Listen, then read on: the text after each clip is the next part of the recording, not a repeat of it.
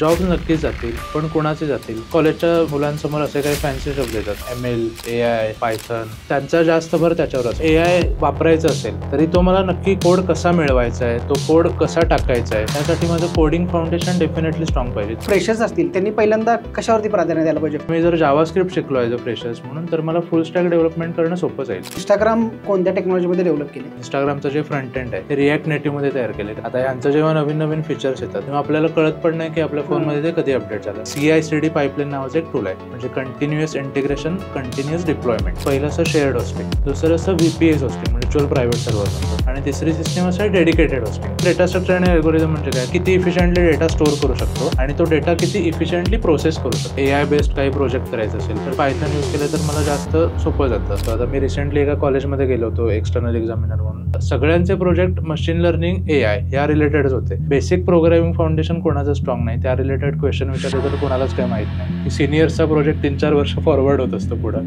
पण असं केलं तर तुमचाच त्याच्यामध्ये लॉस आहे. कुठलाही आता प्रोजेक्ट करताना असा करून बघा की तो ॲज अ माझा प्रोडक्ट असेल स्वतः. पण आता जर तुम्ही एकदमच सुरुवातीला AI किंवा Web3 हे शिकायला गेलात आणि बेसिक फाउंडेशन तुम्ही मागेच ठेवलं तर मग पुढे जाऊन खूप मोठा प्रॉब्लेम होतो. कोड मिळवणं, कोड लिहिणं हा पार्ट आता सेकंडरी झाला. त्यामुळे कोड लिहिणं ही आजच्या काळात फार महत्त्वाची गोष्ट नाही. मला सगळ्यात पहिल्यांदा हे स्किल ॲक्वायर करायला पाहिजे की ज्यांना IT क्षेत्रात करिअर करायचं आहे, जे MCA, BCA, computer science, engineering या क्षेत्रामध्ये शिक्षण घेत आहेत, त्यांच्यासाठी हा पॉडकास्ट अत्यंत उपयुक्त ठरणार आहे. IT क्षेत्र म्हटलं की डोळ्यासमोर येतात ते मोठे पॅकेजेस, पण त्यामागं खरी मेहनत किती असते हे तुम्हाला या पॉडकास्टमधून कळेल. आजचा आपला गेस्ट आहे माझा अत्यंत जवळचा मित्र केदार देवधर, ज्यानं आत्तापर्यंत 50पेक्षा जास्त प्रोजेक्ट्स मल्टिपल लँग्वेजेसमधून केलेले आहेत आणि या मल्टिपल कोडिंग लँग्वेजेस त्यानं सेल्फ लर्न केलेले आहेत. तर AIचा वापर करून आपण आपला जॉब कसा टिकवू शकतो, कोडिंगच्या विविध लँग्वेजेस, होस्टिंग, डेटाबेस आणि त्यासोबत सगळ्यात इम्पॉर्टंट म्हणजे कोडिंगचं लॉजिक कसं डेव्हलप करायचं याबद्दलची संपूर्ण माहिती आपण या पॉडकास्टमध्ये घेतलेली आहे. तर वेळ न वाया घालवता सुरू करूया बिनधास्त गप्पा.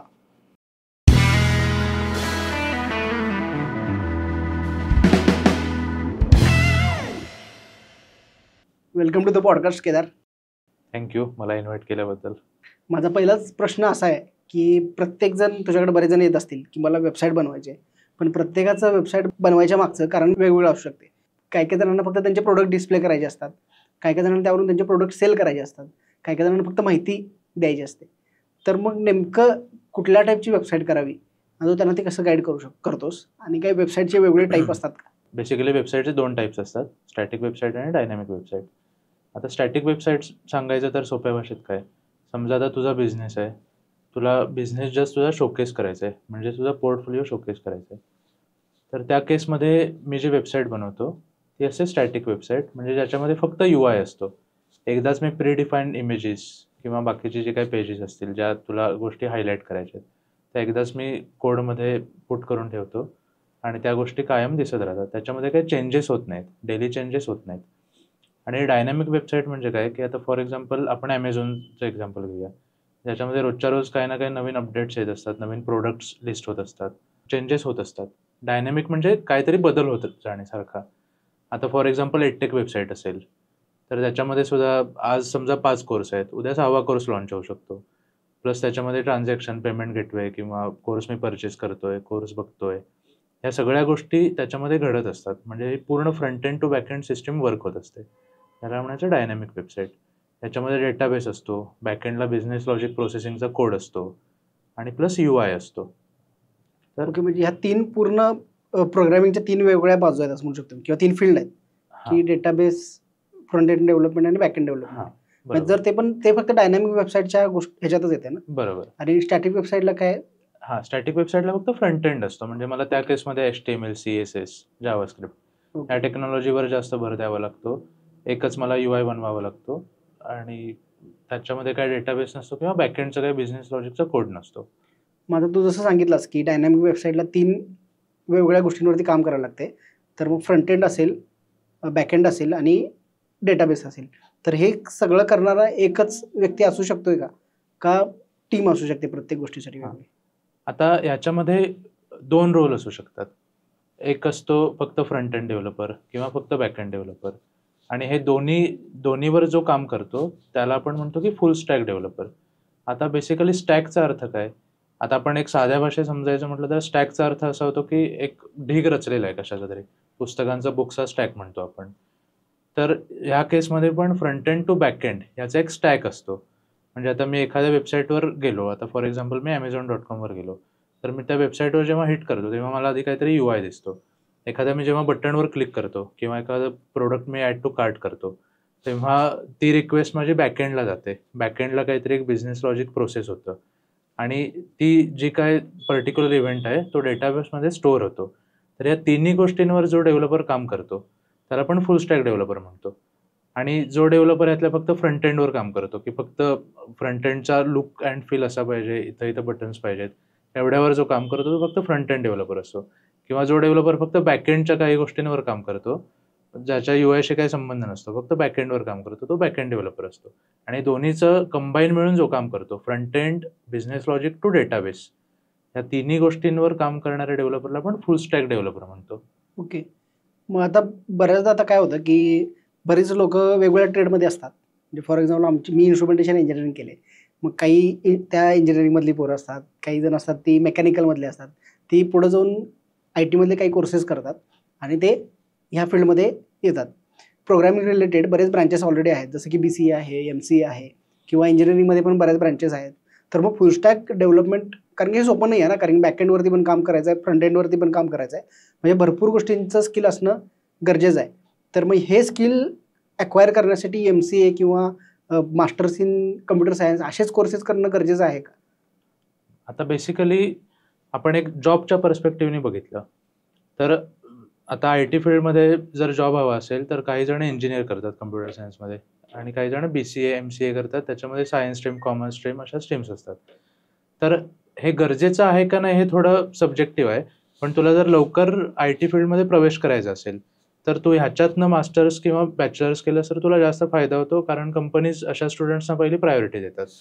आता तुला समजा एखादं फील्ड चेंज करून यायचं आहे, तर तुला आता फॉर एक्झाम्पल तू इन्स्ट्रुमेंटेशन इंजिनियर आहे, तुला हे फील्ड चेंज करून समजा या फील्डमध्ये यायचं आहे, तर मग तुला थोडे एक्स्ट्रा एफर्ट्स द्यावे लागतील पहिल्यांदा शिकण्यासाठी, कारण तू ऑलरेडी वेगळ्या गोष्टी शिकलेला आहेस आणि आता तुला नवीन टेक्नॉलॉजी एक्वायर करायच्या आहेत. प्लस तुला काही सर्टिफिकेशन्स वगैरे करावे लागतील, जेणेकरून तू तुझा पोर्टफोलिओ स्ट्रॉंग करू शकतोस, की कंपन्या तुला प्रेफरन्स देतील.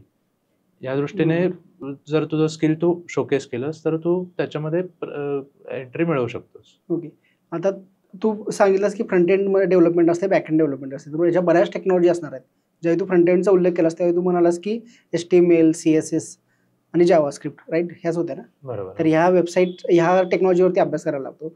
तसं बॅक एंडला पण बऱ्याच असणार आहेत, डेटाबेससाठी पण ऑब्व्हियसली बऱ्याच असतील. तर मग फ्रेशर्स असतील किंवा विद्यार्थी असतील तर त्यांनी पहिल्यांदा कशावरती प्राधान्य द्यायला पाहिजे? फ्रंट एंड पहिला शिकायला पाहिजे का बॅक एंड शिकायला पाहिजे का काय करायला पाहिजे? फ्रेशर्स लेवलला सगळ्यात पहिल्यांदा शिकण्याची गोष्ट म्हणजे लॉजिक बिल्ड करणं सगळ्यात महत्त्वाचं आहे. आता मी जेव्हा एखादी प्रोग्रामिंग लँग्वेज शिकतो तर ती जस्ट एक लँग्वेज आहे. जसं आता आपण एकमेकांशी बोलतोय, भाषा ही म्हणजे मी कुठल्याही लँग्वेजमध्ये जरी कोड लिहिला तरी आउटपुट मला जे डिझायर आउटपुट आहे ते मी दाखवू शकतो. त्यामुळे कोड लिहिणं ही आजच्या काळात फार महत्त्वाची गोष्ट नाही आहे. मला सगळ्यात पहिल्यांदा हे स्किल ॲक्वायर करायला पाहिजे की लॉजिक बिल्डिंग, त्यानंतर data structure and algorithm. Data structure and algorithm म्हणजे काय की एखादी कॉम्प्लेक्स कम्प्युटिंग केस आहे, ती केस मला इफिशियंटली हँडल करायची आहे, तर त्यासाठी काही डेटा स्ट्रक्चरचे टेक्निक्स आहेत किंवा काही अल्गोरिदमच्या टेक्निक्स आहेत. ते जर मी शिकलो तर माझ्या कोड लिहिताना त्याचा मला जास्त फायदा होऊ शकतो, मी जास्त कोड इफिशियंटली लिहू शकतो. त्यामुळे सगळ्यात सुरुवातीला स्टुडंट्सनी किंवा फ्रेशर्सनी याच्यावर भर द्यायला पाहिजे की लॉजिक बिल्ड करणं, त्यानंतर डेटा स्ट्रक्चर अल्गोरिदम करून इफिशियंट कोड लिहिणं. हे केल्यानंतर मी एखादी प्रोग्रामिंग लँग्वेज शिकू शकतो. मग आजच्या काळात सगळ्यात जास्त शिकायला सोपी असणारी ॲज अ फ्रेशर्स म्हणून प्रोग्रामिंग लँग्वेज आहे जावास्क्रिप्ट. आता ही पर्सनली मला आवडते म्हणून पण मला वाटत असेल, पण मोस्टली आता जर आपण जावास्क्रिप्टचा मार्केटमध्ये यूज बघितला तर तो खूप ह्यूज प्रमाणात आहे. फ्रंट एंडला पण जावास्क्रिप्ट यूज होते, बॅक एंडला पण जावास्क्रिप्ट यूज होते.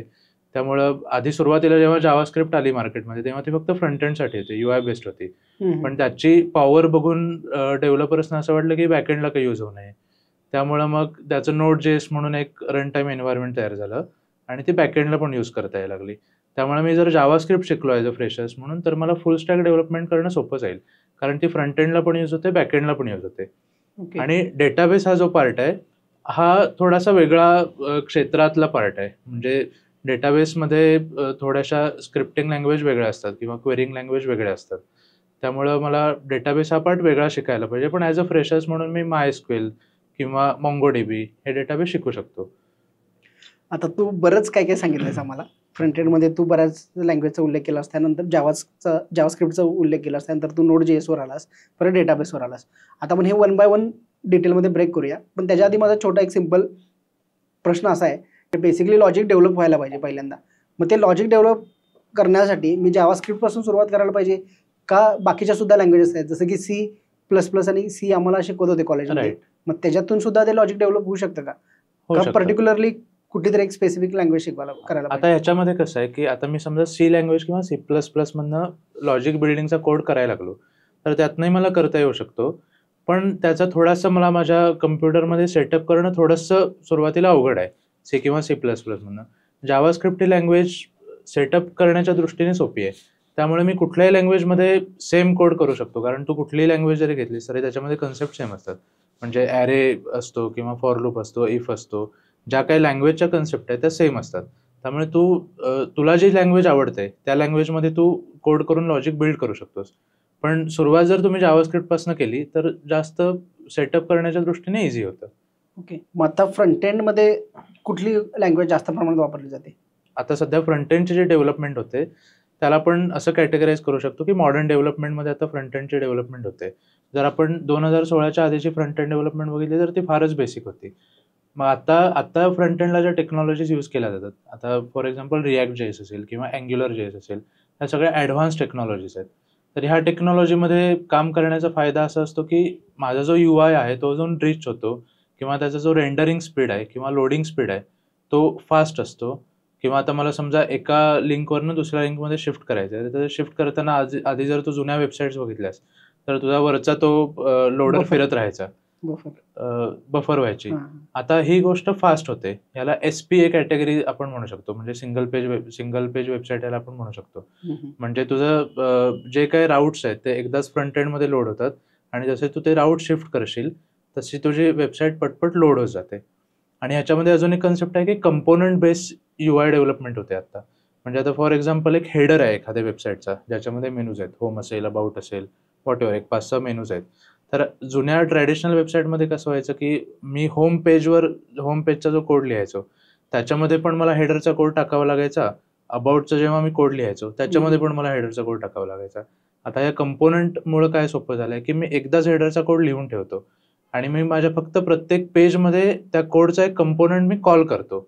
टेक्निकली मी तो कंपोनंट तिथं जस्ट एक मेन्शन करतो आणि तिथं तो रिफ्लेक्ट होत जातो. एकदम त्यामुळे- सोप्या भाषेत आता मला जसं कळत यावरून मी असं डिकोड करतो की फॉर एक्झाम्पल आपण हेडरचा कोड लिहिलाय आणि ते एकत्र करून त्याला आपण ए नाव दिलं. पुढच्या पेजमध्ये मी डेव्हलप करताना फक्त सांगणार की कॉल ए, म्हणजे Right. ए मधला. आता हे कदाचित Right. प्रोग्रामिंग लँग्वेजमध्ये कदाचित वेगळ्या पद्धतीनं असेल, लिहिलं बरोबर गेलं असेल, बरोबर पण लॉजिक हेच असेल ना? बरोबर राईट. मग त्या बॅकएंडचं कसं असतं? बॅकएंडला कुठल्या टेक्नॉलॉजी वापरल्या जातात? आता जर आता तू फ्रंट एंडला रिॲक्ट वापरत असशील किंवा अँग्युलर वापरत असशील, आता ह्या दोन्ही टेक्नॉलॉजी जावास्क्रिप्ट बेस्ड आहेत. आता रिॲक्ट ही जावास्क्रिप्टची लायब्ररी म्हणतात, अँग्युलर हे जावास्क्रिप्टचा फ्रेमवर्क म्हणतात. आता याच्याकडे पण आपण नंतर येऊया की लायब्ररी आणि फ्रेमवर्कमध्ये फरक काय. पण जेव्हा मी फ्रंट एंडला जावास्क्रिप्ट वापरतो तेव्हा मी जर बॅकएंडला पण जावास्क्रिप्ट वापरली तर मला डेव्हलपमेंट सोपं जाते. म्हणजे मला एकाच लँग्वेजमध्ये जर मी काम करत असू तर मला कोड लिहिणं सोपं जातं. मग आता बॅकएंडला तशी टेक्नॉलॉजी आहे की Node.js.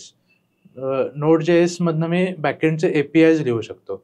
आता APIs म्हणजे काय, जेव्हा मला फ्रंट एंडमधनं एखादी रिक्वेस्ट बॅकएंडला पाठवायची असेल तर त्या केसमध्ये आता समजा मला तुला फोन करायचा आहे तर मला तुझा नंबर डायल करावा लागतो. तुझा नंबर डायल केल्यावर मी तुला कॉन्टॅक्ट करू शकतो. त्याच पद्धतीने API जर मी एखादा हिट केला, म्हणजे आता फॉर एक्झाम्पल मला एखादा प्रोडक्ट कार्टमध्ये ॲड करायचा आहे तर माझा API असा असू शकतो की /API/add product to cart, literally असं नाव असतं. तो API मी कॉल केला आणि त्याच्या आधी पर्टिक्युलर त्याचा ॲक्च्युअल जो सर्व्हरचा ॲड्रेस असतो तो असतो https:/192. जे काय असेल ते /API/add to cart. हा API मी कॉल केला की त्याच्या मागे ॲक्च्युअल फंक्शन रन होतं.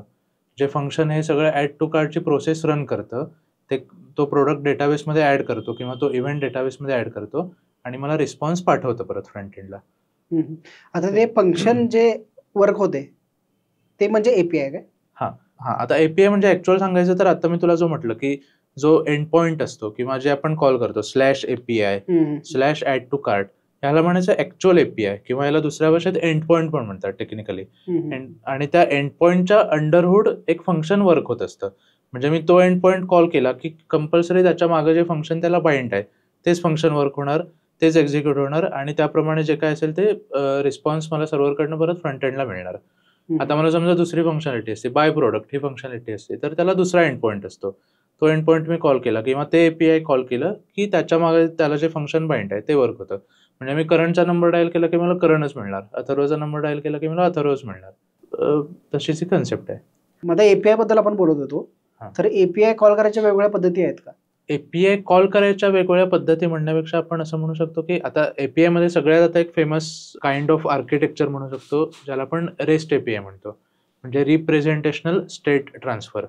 हे आता मोस्टली हा आपण एक काइंड ऑफ प्रोटोकॉल म्हणू शकतो, ज्याच्या अंडरहूड HTTP यूज होतं. आता रिप्रेझेंटेशनल स्टेट ट्रान्सफर म्हणजे काय?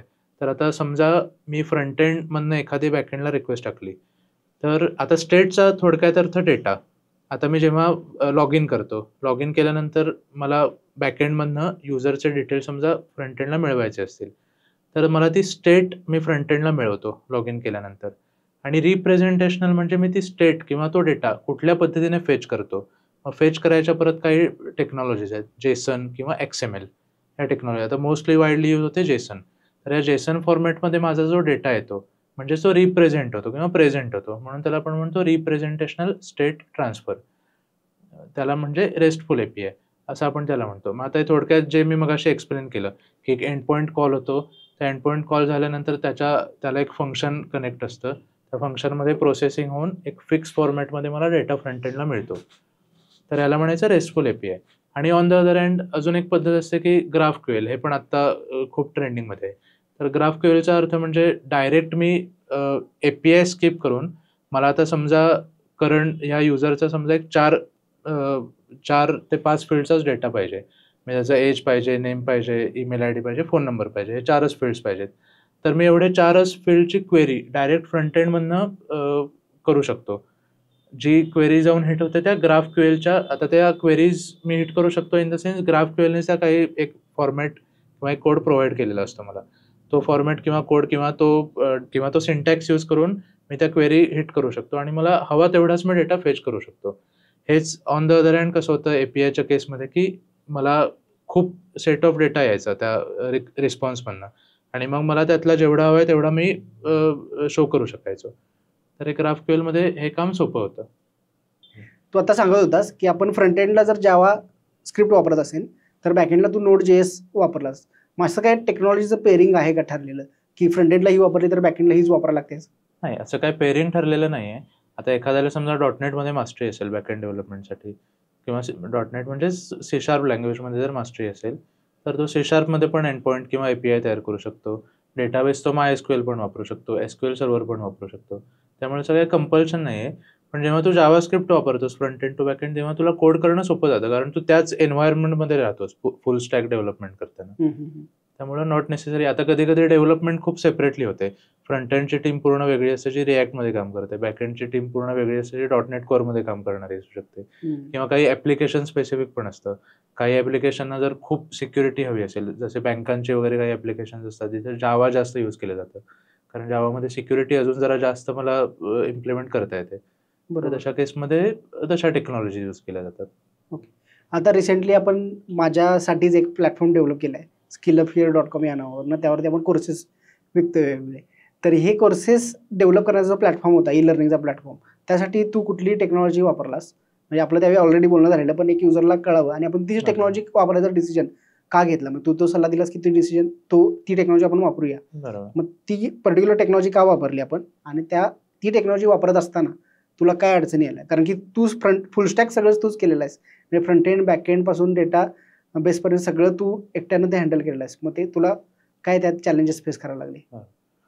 आता स्किलअपियर करताना पहिल्यांदा टेक्नॉलॉजी हीच का वापरली किंवा आता त्याच्यामध्ये पण मी मन स्टॅक वापरलाय. मन म्हणजे हाच जो आता मी जावास्क्रिप्टचा स्टॅक सांगितला. मनचा अर्थ असा की MongoDB, M for MongoDB, E for Express JS म्हणजेच Node.js आपण म्हणू शकतो, MER फॉर रिॲक्ट आणि N फॉर Node.js. तर ह्याच टेक्नॉलॉजीमध्ये काम केलंय. तर आता ह्या टेक्नॉलॉजीमध्येच काम केलंय याचं उत्तर म्हणजे ती मला आवडते जास्त. मी जावास्क्रिप्टचा फॅन आहे. त्यामुळे मी त्याच्यामध्ये काम केलंय. ह्याला असं काय मी बॅकएंडला जर मी .NET कोर वापरलं असतं तरी चाललं असतं. असं काही त्याला स्ट्रिक्ट रूल नाहीये. बरोबर. पण आता हे डेव्हलप करताना आता चॅलेंजेस काय असतात, तर आता skillupyaar.com मध्ये सगळ्यात मोठं चॅलेंज होतं की व्हिडिओ प्लेअर तयार करायचा. तर आता ते चॅलेंज असं होतं की जर आपण व्हिडिओ MP4 मध्ये रेंडर केला, आता तुझ्या कोर्सेसमध्ये बरेच व्हिडिओज आहेत, ते जर मी व्हिडिओ MP4 मध्ये रेंडर केले तर कुठलाही युजर राईट क्लिक करून तो व्हिडिओ डाउनलोड करू शकतो इझिली. त्यामुळे सगळ्यात पहिल्यांदा हे फिगर आउट करायचं होतं की मला तो व्हिडिओ इन्क्रिप्टेड फॉर्मॅटमध्ये ठेवायचा आहे किंवा चंक्समध्ये ठेवायचा आहे, छोट्या छोट्या तुकड्यामध्ये ठेवायचा आहे 10 सेकंदाच्या, जेणेकरून तो अख्खा व्हिडिओ कोण डाउनलोड करू शकणार नाही. मग ते करण्यासाठी तो व्हिडिओ प्लेअर तयार करण्यासाठी काय काय लागेल किंवा व्हिडिओ MP4 मधनं त्या चंक्समध्ये कसा कन्वर्ट करायचा, ह्या गोष्टीचा थोडा R&D करण्यामध्ये वेळ गेला. ती गोष्ट थोडी चॅलेंजिंग होती. तर आता हे व्हिडिओ चंक्समध्ये होतात म्हणजे नक्की काय होतं, तर व्हिडिओ MP4 मध्ये असतो तो अख्खा एक पूर्ण व्हिडिओ असतो. जेव्हा तो चंक्समध्ये कन्वर्ट होतो तेव्हा त्याला M3U8 फॉर्मॅटमध्ये तो कन्वर्ट होतो. आणि जेव्हा तो स्ट्रीम होतो, ॲक्च्युअल फ्रंट एंडला जेव्हा व्हिडिओ माझा दिसायला लागतो तेव्हा त्याला आपण HLS स्ट्रीमिंग म्हणतो, म्हणजे HTTP लाईव्ह स्ट्रीमिंग असा त्याचा अर्थ आहे.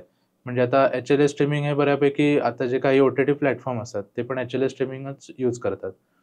मग आता हे करण्यासाठी आता आपल्या स्किलअपहिअरच्या यूज केसमध्ये काय होतं की तू ॲडमिन पोर्टलवरून जेव्हा कोर्स क्रिएट करतोस तेव्हा त्या कोर्सची सगळी डिटेल इन्फॉर्मेशन देतोस आणि तो व्हिडिओ MP4 मध्ये तू अपलोड करतोस.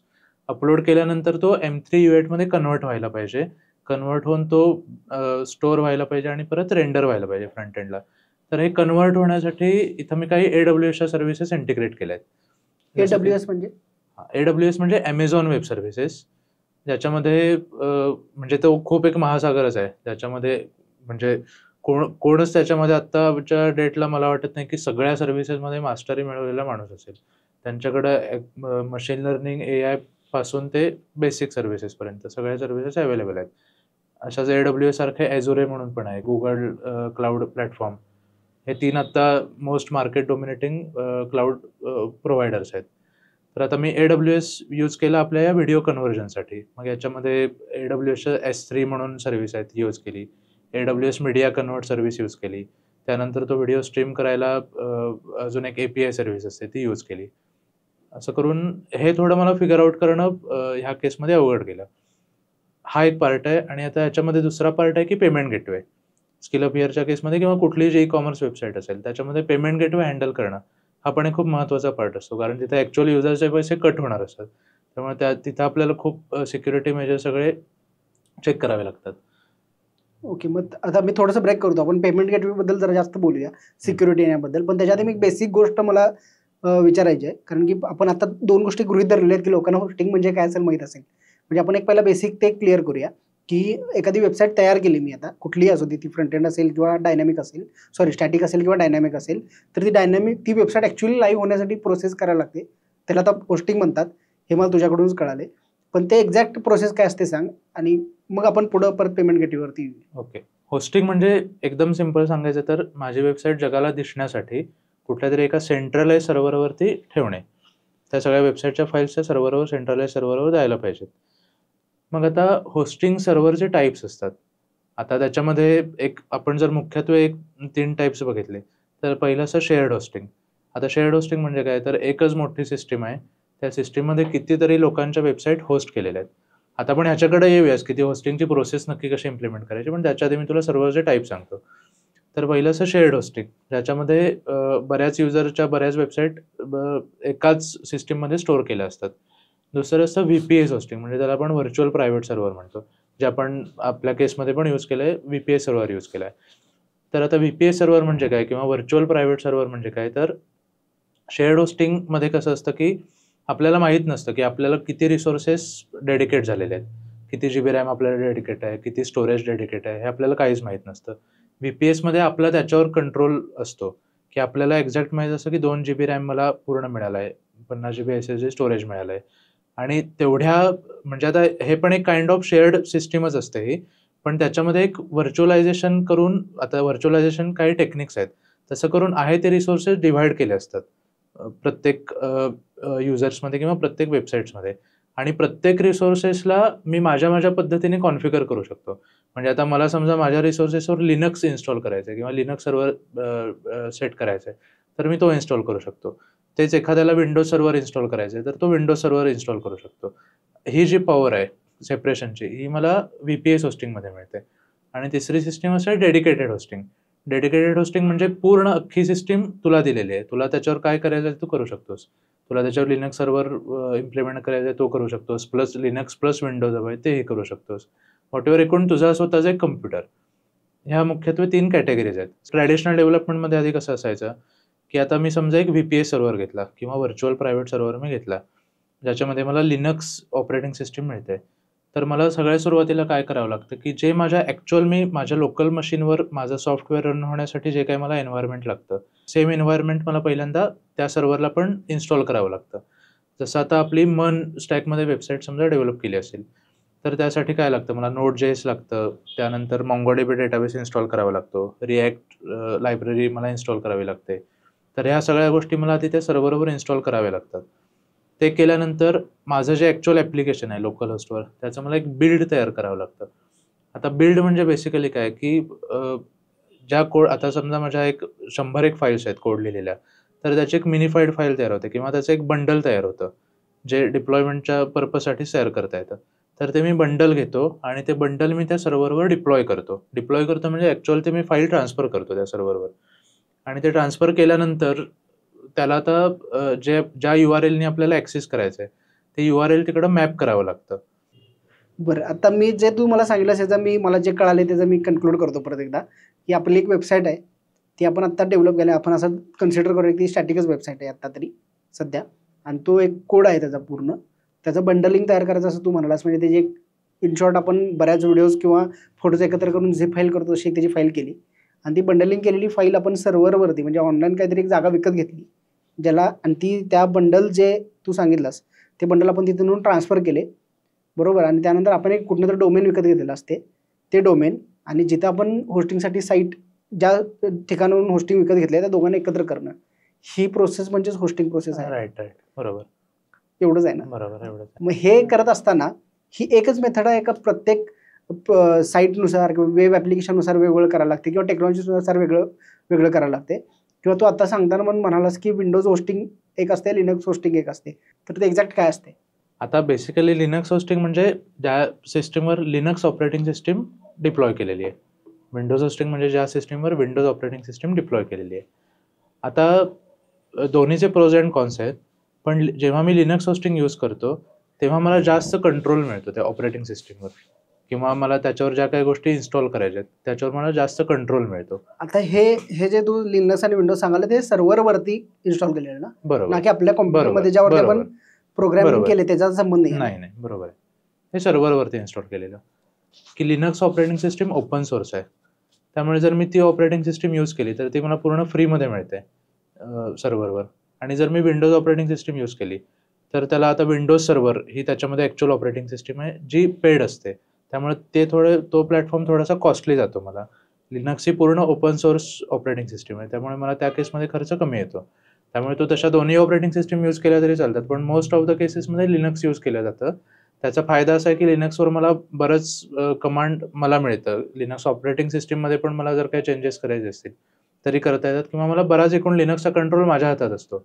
विंडोजच्या केसमध्ये तसं नसतं. विंडोजच्या केसमध्ये बराच कंट्रोल ऑपरेटिंग सिस्टीमच्या हातात असतो. त्यांचं सगळं ॲक्च्युअल ज्या गोष्टी आहेत त्या यूज करून मला माझी वेबसाईट डिप्लॉय करावी लागते. आणि प्लस दुसरा हे आहेच की खर्च. लिनक्सचा खर्च खूप कमी असतो, किंवा लिनक्सचे सर्व्हर स्वस्त असतात. विंडोजचे सर्व्हर्स कंपॅरेटिव्हली महाग असतात. ओके. GoDaddy असेल किंवा हायोएक्स इंडिया असेल, असे काही बरेच होस्टिंगर असेल, असे काही बरेच प्लॅटफॉर्म्स आहेत ज्यावरून आपण डोमेन पण विकत घेऊ शकतो आणि काही आपल्या वेबसाईट पण होस्ट करू शकतो. मग हे सगळे प्लॅटफॉर्म्स आणि AWS हे सेमच आहे ना, म्हणजे का वेगवेगळं आहे? आता आपण समजा GoDaddy किंवा होस्टिंगर हे जर प्लॅटफॉर्म घेतले तर त्याच्यामध्ये पण आपल्याला ह्याच टाईपचे सर्व्हर्स आपण घेऊ शकतो. म्हणजे शेअर्ड होस्टिंग घेऊ शकतो, VPS घेऊ शकतो किंवा डेडिकेटेड घेऊ शकतो. त्यामुळे मला स्टोरेज स्पेस तेवढीच मिळू शकते. पण आता AWS हे पूर्ण एक वेगळी कॅटेगरी जाते. इन द सेन्स काय, की मी जर AWSचा सर्व्हर परचेस केला तर त्याच्यामध्ये पेमेंट करण्याची जी प्रोसेस असते ती थोडी वेगळी असते. म्हणजे आता जर मी GoDaddyचा सर्व्हर यूज केला तर त्या केसमध्ये मला पैसे मी आधीच पे करावे लागतात मला. आता मी समजा 1 वर्षाचा सर्व्हर घेतला तर मला 1 वर्षाच्या सर्व्हरचे पैसे आधीच पे करावे लागतात. हेच AWSच्या केसमध्ये EC2 नावाचं जर मी सर्व्हिस विकत घेतली. EC2 सर्व्हिस म्हणजे ज्याच्यावर मी ॲक्चुअल सर्व्हर कॉन्फिगर करू शकतो माझा. तर ती service pay as you go ह्या बेसिसवर रन होते. म्हणजे तुम्ही जेवढं वापरता तेवढे तुम्हाला पैसे पडतात. या बेसिसवरती सर्व्हिस रन होते. प्लस त्याच्यामध्ये अजून मला काही सर्व्हिसेस AWSच्या इंटिग्रेट करायच्या असतील, तर मला ते त्यांच्याच इकोसिस्टममध्ये त्यांच्या इतर सर्व्हिसेस इंटिग्रेट करणं सोपं जातं. कारण AWSच्या बऱ्याच पॉवरफुल सर्व्हिसेस आहेत. त्यांचं स्टोरेज मला मिळू शकतं किंवा त्यांची काही लॅम्बडा फंक्शन्स वगैरे मला मिळू शकतात. तर हे मी त्याच AWSच्या सगळ्या इकोसिस्टममध्ये इंटिग्रेट करणं मला सोपं जातं. त्यामुळं ह्या दृष्टिकोनातनं तसे हे दोन्ही वेगळे डोमेन्स होतात. जर मला माझी यूज केस एकदम लहान असेल, मला काही खूप ट्रॅफिक नाही आहे, मला माझी वेबसाईट समजा 1000-2000 लोकांना सर्व्ह करते, तर मी एक इयरली GoDaddy किंवा होस्टिंगरचं सर्व्हर घेऊन त्याच्यावर माझी वेबसाईट डिप्लॉय करू शकतो. आणि जर माझं ट्रॅफिक खूप येतंय माझ्या वेबसाईटला, समजा मला अचानक 26 जानेवारीला आता 26 जानेवारी येते, माझं समजा अचानक त्या दिवशी काहीतरी सेल वाढणार आहे माझ्या वेबसाईटचा, ट्रॅफिक अचानक येणार आहे. तर त्या केसमध्ये जर मी AWSचा सर्व्हर घेतला तर मला त्यांचं लोड बॅलन्सर वगैरे ह्या सर्व्हिस यूज करता येतात. म्हणजे जसं ट्रॅफिक येईल तसे जास्त रिसोर्सेस माझ्या वेबसाईटला डेडिकेट होतात. त्यामुळे माझी वेबसाईट क्रॅश होत नाही. मग जसा लोड कमी होईल तसे परत रिसोर्सेस खाली येतात. हा दोन्हीमध्ये मेजर डिफरन्स आहे. ओके. आणि असंच AWS सारख्या अजून पण सर्व्हिसेस आहेत. जसं की Azure आहे, जी Microsoftची सर्व्हिस आहे किंवा GCP ही Googleची सर्व्हिस आहे. म्हणजे Google cloud service, Google cloud provider किंवा Google क्लाउड प्लॅटफॉर्म ह्या सर्व्हिसेस आहेत. मग ह्यातलं घ्यायचं हे कशावर ठरवायचं? कोणतं होस्टिंग घ्यायचं हे कसं ठरवायचं? म्हणजे आपल्या यूज केसवर असते ते आपल्या यूज केसवर आहे. आता माझा समजा युजर बेस खूप कमी आहे. मला समजा 1000-2000 लोकांना सर्व्ह करायचं आहे, तर त्या केसमध्ये मी जे आपले नेहमीचे VPS होस्टिंग मला मिळतात किंवा GoDaddy, होस्टिंगर यांच्याकडनं मला जे होस्टिंग्स मिळतात ते मी घेऊ शकतो. त्याचा फायदा काय, तर मला आधी माझं बजेट ठरवता येतं, की मला माहिती आहे की वर्षाला एवढेच युजर येणार आहेत, त्यामुळे मी एवढेच आधी पैसे भरले त्या वेबसाईटसाठी आणि मी रिलॅक्स आहे. मला मग हे टेन्शन आहे की अचानक समजा ट्रॅफिक आलं, तर माझं आता मी समजा AWSचा EC2 सर्व्हर जर मी यूज करत असेन, अचानक समजा मला ट्रॅफिक आलं आणि माझं वेबसाईटचे रिसोर्सेस, माझे सर्व्हरचे रिसोर्सेस जास्त कन्झ्युम झाले, तर त्या केसमध्ये मला तेवढी कॉस्ट पण जाते. त्यामुळे ते कंपॅरेटिव्हली कॉस्टली जातो तो सगळा प्रकार. त्यामुळे जिथं माझी यूज केस खूप हेवी आहे, मला खूप ट्रॅफिक येणार आहे किंवा माझं खूप प्रॉफिट होणार आहे त्यातनं, त्या केसमध्ये मी AWS यूज करू शकतो. आणि तेवढं मला ट्रॅफिक मॅनेज करण्याची गरज भासत असेल, तर मी AWS यूज करू शकतो. माझं आत्ताच्या काही छोट्या कॉन्फिगरेशनवर जर माझं काम होत असेल, तर मी त्या सर्व्हिसेस GoDaddy किंवा होस्टिंगरच्या यूज केल्या तरी चालतात. होस्टिंगची मग एक्झॅक्ट प्रोसेस कशी असते? म्हणजे एकदा डेव्हलपमेंट आता झालं आहे आपलं, मग जसं म्हटलं की तू ते बंडलिंग करायला लागते, बंडलिंग करून ते अपलोड ट्रान्सफर करायला लागतं. म्हणजे एक्झॅक्ट प्रोसेस कशी असते? ओके. आता होस्टिंगचा हा एक ट्रॅडिशनल प्रकार आहे, की मी ॲक्च्युअल बंडलिंग करायचं, त्या फाईल्स मी माझ्या सर्व्हरवर जाऊन टाकायच्या. सर्व्हरवर नेऊन टाकल्यानंतर त्याला डोमेन नेम बाइंड करून मी ते वेबसाईट ॲक्सेस करू शकतो. हा एक प्रकार आहे. पण आता समजा माझी वेबसाईट अशी आहे की ज्याच्यामध्ये मला डेली काहीतरी अपडेशन्स जाणार आहेत त्या वेबसाईटमध्ये, किंवा मला एकूण होस्टिंग अजून सोपं करायचं आहे. कारण आता मला समजा डेली वेबसाईट ह्या पद्धतीने होस्ट करायची असेल, तर मला सारखं ते बंडलिंग करायला पाहिजे. त्याच्या आधी मला सर्व्हर सगळ्यात आधी सेटअप करायला पाहिजे पूर्ण. मला सगळ्या सर्व्हरमध्ये ते एन्व्हायर्नमेंट क्रिएट करायला पाहिजे. ते बंडल नेऊन त्या फाईल्स त्याच्यात टाकायला पाहिजेत.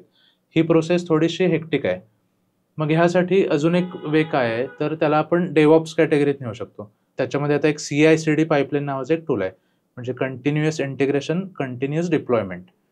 तर आता ह्याचा अर्थ काय? जेव्हा मी आता माझी वेबसाईटमध्ये मी काहीतरी माझ्या नवीन चेंज केला, तर चेंज केल्यानंतर ती वेबसाईट आता आमच्या याच्यामध्ये GitHub नावाचं एक व्हर्जन कंट्रोल सिस्टम असते. आता GitHub म्हणजे काय, तर माझ्या वेबसाईटचा थोडक्यात एक बॅकअप कुठेतरी क्लाउडला एका ठिकाणी स्टोअर होतो.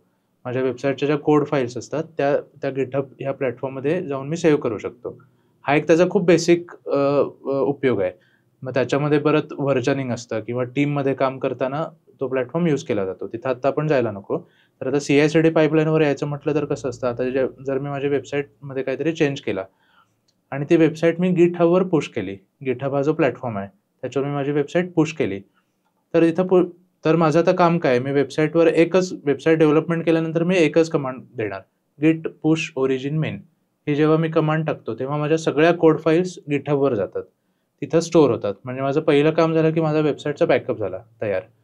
तिथं स्टोअर झाल्यानंतर एक डॉकर म्हणून एक कन्सेप्ट असते. आता डॉकर म्हणजे काय, तर आता मी म्हटलं की मला आता समजा VPS एखादा मी सर्व्हर घेतला, त्या सर्व्हरमध्ये मला सेम एन्व्हायरमेंट क्रिएट करायला पाहिजे. म्हणजे मला Node.js इन्स्टॉल करायला पाहिजे, React इन्स्टॉल करायला पाहिजे वगैरे वगैरे. तर आता एखादी आज मी तुझी वेबसाईट केली, उद्या मला दुसरी वेबसाईट करायची आहे. त्या वेबसाईटला डिप्लॉय करताना पण मला सेम प्रोसेस परत करायला पाहिजे. मला तो सर्व्हर परत तसा कॉन्फिगर करायला पाहिजे. मग हे करण्याच्या ऐवजी एक कंटेनरायझेशन कन्सेप्ट आहे, ज्याच्यामध्ये डॉकर एक टूल आहे. ओके, तर त्याच्यामध्ये काय होतं, एक असं समजून घ्या, एक डबा आहे. त्या डब्यामध्ये मी माझी वेबसाईट टाकली आहे आणि ती वेबसाईट रन करायला ज्या काही मला गोष्टी लागणार आहेत, म्हणजे मला Node.js लागणार, React लागणार वगैरे वगैरे, जे काय त्याचे रन टाइम्स एन्व्हायरमेंट लागणार आहेत, ते सगळे त्या डब्यामध्येच आहेत, ऑलरेडी इनबिल्ट आहेत. आणि तो फक्त मला डबा ॲज इट इज नेऊन सर्व्हरला टाकायचा आहे. म्हणजे मला सर्व्हरला इन्स्टॉलेशन सेपरेट करायची गरज नाही. मी तो ॲक्च्युअल कंटेनर फक्त सर्व्हरला टाकला की माझी वेबसाईट अप अँड रनिंग होते. मग आता जेव्हा मी माझा कोड गिटहबला पुश करतो, तेव्हा हे जे कंटेनरायझेशन आहे माझ्या सगळ्या फाईल्सचं, ते तिकडं ऑटोमॅटिक होतं. मग त्याला गिटहब वर्कफ्लो नावाची एक सर्व्हिस आहे गिटहबची. ती मला थोडी कॉन्फिगर करावी लागते, एकदाच करावी लागते. मग मी जेव्हा माझा कोड गिटहबला पुश करतो, तेव्हा तो गिटहब वर्कफ्लो यूज होऊन माझा तो कंटेनर तयार होतो त्या वेबसाईटचा. त्याला ज्या काही गोष्टी लागणार आहेत, त्याला जे काही एकूण आपण खत म्हणू शकतो ते लागणार आहे, ते सगळं त्याच्यामध्ये तयार होतं. आणि तो जो कंटेनर आहे तो माझा ॲक्च्युअल सर्व्हरला पण गिटहब थ्रूच पुश होतो. ही जी पूर्ण प्रोसेस आहे याला आपण CI/CD पाईपलाईन म्हणू शकतो. ती मला एकदाच कॉन्फिगर करावी लागते. मग ह्याच्यामध्ये माझं काम किती सोपं झालं बघ. आता मी जेव्हा वेबसाईटमध्ये नवीन चेंज करतो, मी फक्त एक कमांड मारणार, गिट push origin main, that's it. पुढची सगळी प्रोसेस ऑटोमॅटिक होणार. तर हा एक मेजर डेव्हऑप्सचा पार्ट आहे. डेव्हलपमेंट अँड ऑपरेशन्स म्हणतात त्याला. हा एक डेव्हऑप्सचा मेजर पार्ट आहे. आता हे पण एक खूप मोठं करिअर फील्ड आहे. ओके, मला एक जरा तुला ब्रेक करतो आता, कारण की बरेच इन्फॉर्मेशन आता यातून मिळाले. काही मला क्वेश्चन्स आहेत त्यामध्ये, की पहिल्यांदा सगळ्यात पहिला बेसिक क्वेश्चन आहे माझा, की ज्यावेळी आपल्याला सर्व्हरमध्ये एन्व्हायरमेंट तयार करायला लागते, म्हणजे मला जे समजलं ते, की आपण ज्या लँग्वेजमध्ये किंवा जी टेक्नॉलॉजी वापरून कोड केलेला आहे त्या लँग्वेजचाच तिकडे म्हणजे कंपायलर आपल्याला इन्स्टॉल करायला लागेल. बरोबर. आता हे इन्स्टॉल दरवेळी करायला लागू नये म्हणून डॉकरमध्ये ते इन्स्टॉलेशनचे काही फाईल्स असणार आहेत. बरोबर. मग नेक्स्ट टाइम ते डॉकर बरोबर इन्स्टॉल करू शकेल. बरोबर. राईट. आणि मग दुसरं असणार आहे की आपण आता डेली काहीतरी वेबसाईट आता लाईव्ह केलेली आहे, पण काही फीचर्स अजून त्यावरती आपण पुढे जाऊन आणणार आहे. तर ते फीचरचा सायमल्टेनियसली डेव्हलपमेंट चालू आहे. बरोबर. मग ती डेव्हलपमेंट मला दरवेळी परत ही सगळी प्रोसेस करण्यापेक्षा, म्हणजे बंडलिंग करणे, परत जाऊन इन्स्टॉल करणे, त्यापेक्षा तुझा जो कोड आहे तो गिटअप नावाच्या प्लॅटफॉर्मवरती जातोय. बरोबर. त्यासाठी तुला एक कमांड द्यायला लागते, जसं की तू गिटअपची काहीतरी ती कमांड देतोस ती, आणि ऑलरेडी तुझ्या सर्व्हरला तू हे सेव्ह करून ठेवलेलं आहेस की गिटअपवरनं तू घे सगळं प्रोग्रामिंग.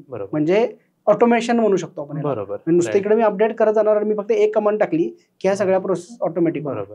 आता याची एक बेस्ट यूज केस सांगायची तर अशी आहे की आता ह्या ज्या मोठ्या कंपनीज आहेत, फेसबुक आहे, व्हॉट्सअप आहे, इंस्टाग्राम आहे, आता ह्यांचं जेव्हा नवीन नवीन फीचर्स येतात तेव्हा आपल्याला कळत पण नाही की आपल्या फोनमध्ये ते कधी अपडेट झालं. तर त्यांची हीच प्रोसेस असते, डेव्हऑप्सच असते याच्यामध्ये. त्यांची अजून वाईड ह्यूज प्रमाणात असते, पण ते असं कधीच करत बसत नाही की आता चला एक बंडल तयार करूया, मग ते सर्व्हरवर टाकूया, मग लोक डाउनलोड करतील किंवा अपडेट करतील. असं होतच नाही. त्यांनी पूर्ण पाईपलाईन तयार केलेली असते. आता ह्याच्यामध्ये परत खूप बारीक सारीक गोष्टी आहेत. म्हणजे ह्याच्यामध्ये टेस्ट केसेस रन होतात. म्हणजे आता मी जेव्हा माझा कोड गिटहबला पुश करतो तेव्हा तो आधी व्यवस्थित आहे का, प्रॉपर वर्क होतोय का, हे आधी तिथे सगळं चेक होतं. ते आता इंटिग्रेशनच्या पार्टमध्ये झालं. बरोबर. जिथं सगळ्या टेस्ट केसेस रन होतात, मग सगळं एकूण त्याच्या सगळ्या गोष्टी चेक होतात. आणि मग ते झाल्यानंतर डिप्लॉयमेंट इनिशिएट होते. डिप्लॉयमेंट इनिशिएशनच्या पार्टमध्ये मग तो कंटेनरायझेशन होतं त्याचं. त्यानंतर ते माझ्या ॲक्च्युअल सर्व्हरला पुश होतं. सर्व्हरलेस कम्प्युटिंग म्हणजे एक्झॅक्ट काय आणि त्याचा उपयोग कसा होतो? सर्व्हरलेस कम्प्युटिंग म्हणजे मुळात सर्व्हरलेस याचा अर्थ सर्व्हर नाहीच असा अर्थ नाही त्याचा. तिथे ॲक्च्युअल फिजिकल सर्व्हर असतो. पण आता मी जसं मगाशी म्हटलं की मला आता समजा माझं एखादं ॲप्लिकेशन होस्ट करायचं आहे, तर मला ते सगळं एन्व्हायरमेंट तिथं द्यावं लागतं किंवा कॉन्फिगर करावं लागतं, इन्स्टॉल करावं लागतं. मग मी तिथं माझं ॲप्लिकेशन होस्ट करू शकतो. तर ही जी गोष्ट आहे ही सर्व्हरलेसमध्ये स्किप होते. मग आता हे सर्व्हरलेस हे पण ह्याचं पण डिटेल काय असेल ते सांगतो. पण आता सर्व्हरलेस सर्व्हिस प्रोव्हाइड करणारे काही परत हे आहेत. आता जसं AWS लांबडा हे सर्व्हरलेस मला प्रोव्हाइड करतं. तसंच मला ॲज्युरेचं पण ॲज्युर फंक्शन्स म्हणून एक सर्व्हरलेस सर्व्हिस आहे. तशीच गुगल फंक्शन्स नावाची एक सर्व्हरलेस सर्व्हिस आहे. तर ह्याच्यामध्ये मी नेमकं काय करू शकतो, तर आता फॉर एक्झाम्पल मला मी जसं मगाशी म्हटलं की लॉग इन करण्यासाठी मला एखादा API हिट करायचा आहे. तर त्यासाठी जो मला बॅकएंडचा सगळा कोड आहे किंवा बॅकएंडचं जे सगळं माझं स्ट्रक्चर आहे ते मला जे कॉन्फिगर करावं लागतं, ते करण्याच्या ऐवजी मी काय करू शकतो, तर AWSमध्ये मी डायरेक्ट त्या पर्टिक्युलर टॅबमध्ये गेलो. लॅम्बडा फंक्शन नावाची त्यांची सर्व्हिस आहे. त्या पर्टिक्युलर टॅबमध्ये गेलो. मी फक्त तिथे लँग्वेज सिलेक्ट करायची. मला कुठली पाहिजे, Node.js. ती लँग्वेज मी सिलेक्ट केली, की मी फक्त एवढा पर्पज सॅटिस्फाय होण्यापुरतं मी एक फंक्शन लिहू शकतो डायरेक्ट. मला बाकी काही सेटअप करायची गरज नाही. मला ना Express.js सेटअप करायचं आहे, ना Node.js इन्स्टॉल करायचं आहे, काहीच गरज नाही. मला लॉग इन केल्यानंतर काय व्हायला पाहिजे, ह्याचं मी जस्ट तिथे एक फंक्शन फक्त लिहिणार.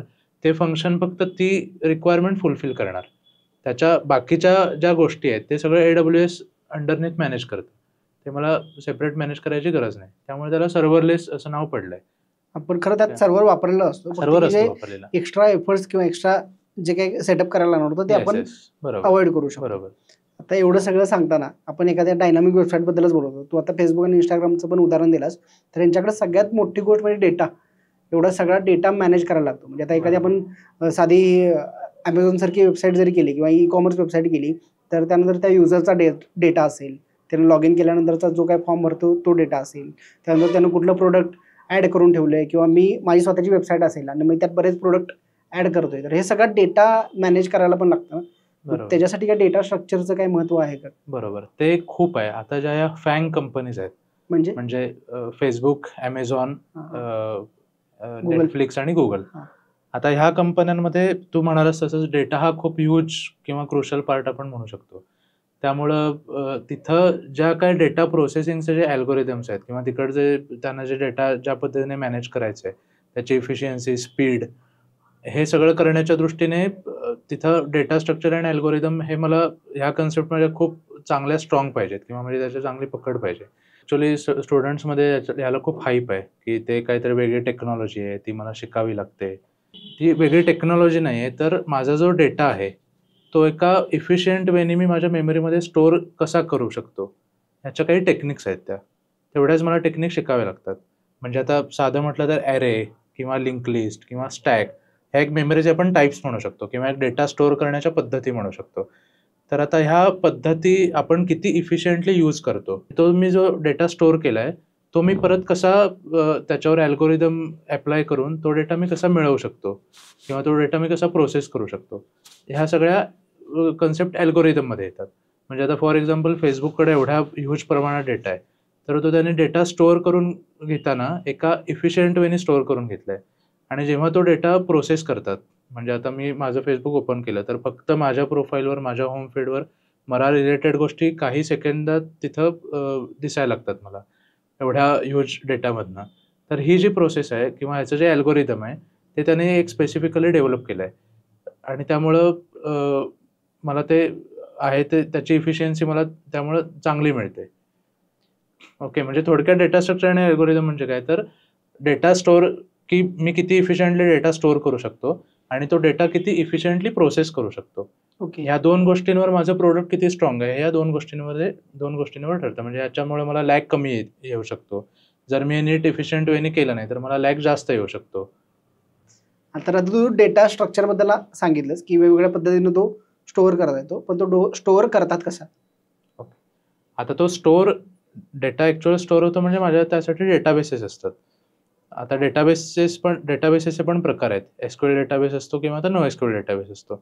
आता SQL डेटाबेसमध्ये MySQL आहे किंवा SQL सर्व्हर आहे किंवा PostgreSQL आहे. असे काही SQLचे फेमस डेटाबेसेस आहेत. आता डेटाबेसेस म्हणजे ॲक्च्युअल जिथं मी डेटा स्टोअर करतो, तर आता MySQL किंवा SQL सर्व्हर हे जे डेटाबेस आहेत ते तसं मला प्रॉपर एक एन्व्हायरमेंट प्रोव्हाइड करतात की जिथं मी व्यवस्थित माझा डेटा स्टोअर करू शकेन किंवा त्या डेटावर मी क्वेरी करू शकेन. क्वेरी करणं म्हणजे मला तो डेटा गेट करायचा आहे, पुट करायचा आहे, अपडेट करायचा आहे, डिलीट करायचा आहे. तर ह्या ज्या गोष्टी मला सगळ्या लागतात त्या डेटावर अप्लाय करण्यासाठी, ह्याचं एक रेडीमेड मला ते काहीतरी समथिंग टेक्निकली गोष्टी मला ते प्रोव्हाइड करतं. मी ब्रेक करतो इथं परत एकदा. जसं की आपण मगाशी एन्व्हायरमेंट तयार करतो म्हणालो, आपण सर्व्हर घेतला, त्या सर्व्हरवरती आपण आपल्या प्रोग्रामिंग लँग्वेज जे आपण केलेले त्याचा एक आपण एन्व्हायरमेंट तयार केलं, तसंच ह्याचं ऑलरेडी डेटाबेसमध्ये एन्व्हायरमेंट तयार असते, जे की तुम्ही आता केलेल्या डेव्हलपमेंटच्या लँग्वेजशी मिळतं जुळतं असते. बरोबर. हेच ना? बरोबर. मग त्यात SQL कधी निवडायचं आणि NoSQL कधी निवडायचं? ओके. आता SQL ही एक लँग्वेज आहे, स्ट्रक्चर क्वेरी लँग्वेज म्हणतात. ओके. आणि SQL आपण ज्याच्यावर इम्प्लिमेंट करतो तो रिलेशनल डेटाबेस मॅनेजमेंट सिस्टीम असते ती. त्याला आपण RDBMS म्हणतो. मग ती सिस्टीम अशी असते की जिथं टॅब्युलर स्ट्रक्चरमध्ये आपण डेटा स्टोअर करतो. म्हणजे आता आपण एक फॉर एक्झाम्पल असं घेऊया की एखादा ई-कॉमर्स प्लॅटफॉर्म आहे. तर त्या ई-कॉमर्स प्लॅटफॉर्ममध्ये युजर्स आहेत, त्यानंतर प्रोडक्ट्स आहेत, त्यानंतर त्या युजर्स त्या प्रोडक्टवर होणारे ऑपरेशन्स आहेत, कार्ट आहे किंवा परचेस ऑर्डर्स आहेत. ह्या सगळ्या गोष्टी मला यूज केसनुसार याचे टेबल्स वेगवेगळे तयार करावे लागतात. म्हणजे SQL डेटाबेस किंवा हे जे आपण रिलेशनल डेटाबेस मॅनेजमेंट सिस्टीम म्हणतो, हा टॅब्युलर फॉर्मॅटमध्ये सेव्ह होतो. आणि on the other hand NoSQL database म्हणजे काय, तर ज्याच्यामध्ये ॲक्च्युअल टेबल्स नसतात. तिथं आपण असं म्हणू शकतो की आपण एक डॉक्युमेंट फॉर्मॅटमध्ये डेटा स्टोअर करतो. आता document format in the sense त्याला फ्लेक्झिबिलिटी असते. आता टेब्युलर स्ट्रक्चरमध्ये कसं असतं, आता समजा मध्ये 5 कॉलम्स आहेत, युजरच्या डेटाबेसचे 5 कॉलम्स आहेत.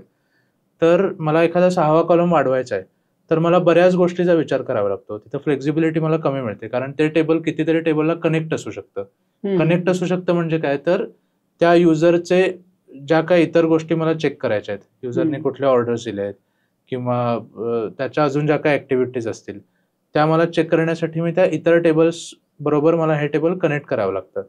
हेच NoSQL डेटाबेसमध्ये याची मला खूप फ्लेक्झिबिलिटी मिळते. मी एकाच माझ्या डॉक्युमेंटमध्ये मी ह्या मल्टिपल गोष्टी एकाच डॉक्युमेंटमध्ये पण मॅनेज करू शकतो किंवा मला एखादं फील्ड वाढवायचं आहे, ते मी ऑन गो वाढवू शकतो. त्यामुळे मला ती फ्लेक्झिबिलिटी NoSQLमध्ये जास्त मिळते. त्यामुळे माझं समजा असं एखादा प्रोजेक्ट असेल की जिथं मला खूप रोजच्या रोज मला काहीतरी डेटाबेसमध्ये अपडेशन्स करायचे आहेत किंवा रोजच्या रोज काही फील्ड चेंज करायचे आहेत, तर त्या केसमध्ये मी NoSQL डेटाबेस वापरणं जास्त फायद्याचं आहे. कन्क्लूड करायचं तर आपण असं म्हणू शकतो की जेव्हा आपल्याला डेटाबेस स्केल करायचा आहे किंवा मला काही फील्ड्स पटपट ॲड करायचे आहेत, तर त्या केसमध्ये मी NoSQL डेटाबेस वापरू शकतो. जसं की MongoDB यूज करू शकतो किंवा DynamoDB यूज करू शकतो किंवा Redis वगैरे हे सगळे डेटाबेसेस आहेत, ते मी NoSQLमध्ये यूज करू शकतो. आणि जेव्हा माझं एक डेटाबेस आर्किटेक्चर फिक्स असेल, तर त्या केसमध्ये मी SQL डेटाबेस यूज करू शकतो. म्हणजे MySQL आहे किंवा SQL सर्व्हर आहे किंवा PostgreSQL आहे. हे डेटाबेसेस मी यूज करू शकतो. आता काही एक्सेप्शनल केसेस आहेत, जसं आता Facebook जेव्हा बनलं, तेव्हा त्याच्या बॅकएंडला MySQL डेटाबेस होता आणि मे बी अजूनही तोच आहे. पण तरी त्यांनी तो चांगला स्केल अप केला आहे. अशा एक्सेप्शनल केसेस पण आहेत. त्यामुळे असं काही स्ट्रिक्ट रूल नाही आहे की तुम्ही हाच वापरा किंवा हा वापरू नका, हा स्केल करता येईल, हा करताच येणार नाही, असं काही नाही आहे. पण मोस्टली आता स्केलेबिलिटीच्या दृष्टीने NoSQL डेटाबेस यूज करणं कधी पण चांगलं. ओके. आता Facebookचंच उदाहरण घेऊ आपण. म्हणजे Instagramला कोणत्या टेक्नॉलॉजीमध्ये डेव्हलप केले? त्याची फ्रंट एंड टेक्नॉलॉजी कुठली आहे, बॅक एंड टेक्नॉलॉजी कुठली आहे? आता ॲक्च्युली त्याला बऱ्याच टेक्नॉलॉजीज यूज केलेल्या आहेत. पण आता एक मला आता माहिती असलेल्या नॉलेजप्रमाणे आता Instagramचं जे फ्रंट एंड आहे, ते React नेटिव्हमध्ये तयार केलं आहे. कारण React ही अगेन मेटाचीच टेक्नॉलॉजी आहे. त्यामुळे त्याचं फ्रंट एंड त्यांनी React नेटिव्हमध्ये तयार केलं आहे. त्यानंतर बॅकएंडला त्यांनी जावास्क्रिप्ट बॅकएंडला पायथन यूज केलं असेल मे बी. पायथनचं Django वगैरे लायब्ररीज आहेत, त्या यूज केल्या आहेत. त्यानंतर डेटाबेसमध्ये त्यांनी PostgreSQL किंवा MySQL पण असेल, ह्या काही टेक्नॉलॉजीज यूज केल्या असतील. याच्यामध्ये आता बऱ्याच टेक्नॉलॉजीज यूज केलेल्या आहेत ऑलरेडी. ओके. त्यामुळे आपल्याला असं फर्मली सांगता येणार नाही की हेच यूज केलंय. पण मोस्टली जर फ्रंट एंडला तर फ्रंट एंडला रिॲक्ट बेस.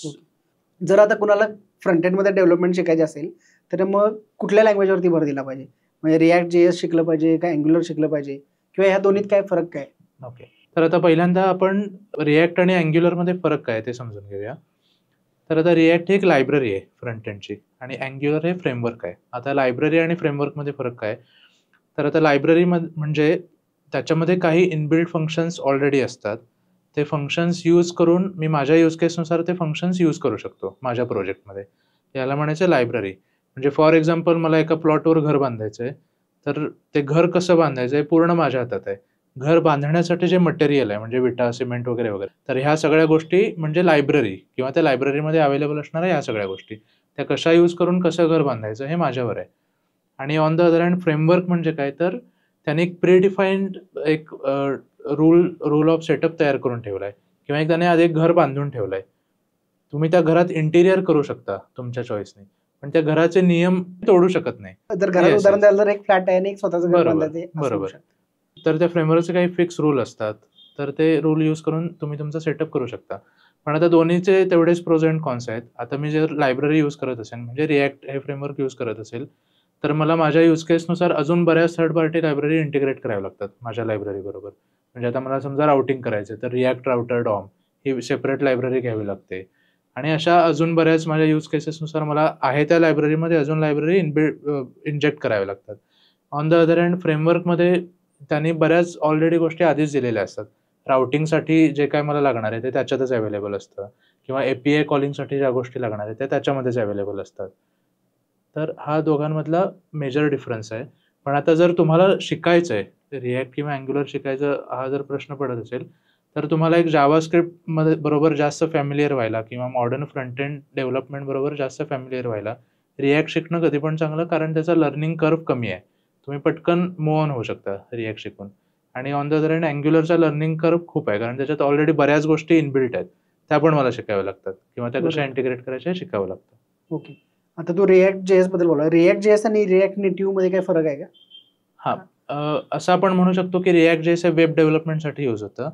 म्हणजे ज्याच्याबरोबर HTML वगैरे ह्या गोष्टी जास्त कॉम्पॅटिबल असतात. आणि रिॲक्ट नेटिव्ह हे मोबाईल डेव्हलपमेंटसाठीच वापरलं जातं फक्त. हम्म, हम्म. आता ते मोबाईल डेव्हलपमेंटसाठी रिॲक्ट नेटिव्ह का वापरलं जातं किंवा तेवढं पॉप्युलर का झालं? तर आधी मोबाईल डेव्हलपमेंट ही जावामध्ये व्हायची. त्यासाठी आता जावामध्ये मी जी मोबाईल डेव्हलपमेंट करायचो, ती डेव्हलपमेंट मला फक्त Androidसाठी युजफुल व्हायची.